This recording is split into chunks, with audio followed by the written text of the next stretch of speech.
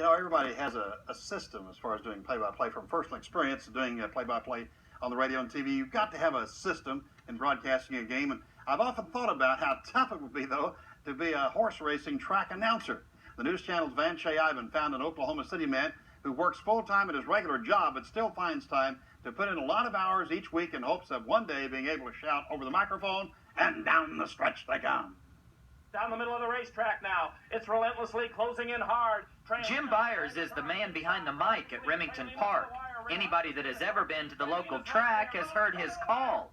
But there's also another voice from way up above that you probably haven't heard. And they're off.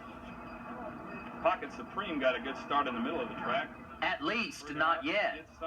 Don Stevens has worked locally at Hertz for 10 years, but the 31-year-old has always had a love for horse racing and a desire to be a track announcer. Don knows that his chances of breaking in as a track announcer are pretty slim because there just aren't that many jobs available in this profession.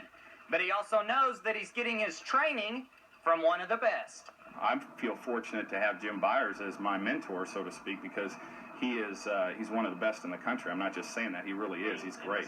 And he's the nicest guy you'd ever want to meet. And I really think that with his help and me working at it every weekend harder and harder, I can obtain a job somewhere. It's really a difficult thing to set out to try to do. Don, I think, is doing it the right way. You get in contact with someone that can get you on the roof of a racetrack or into the press box of a track.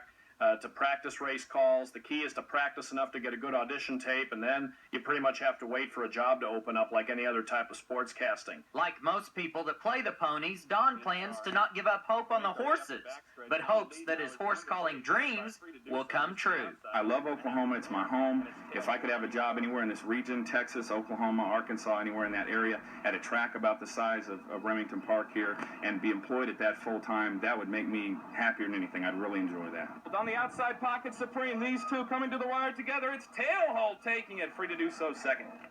Van Shea Ivan, News Channel 4 Sports. Obviously, he's not just horsing around.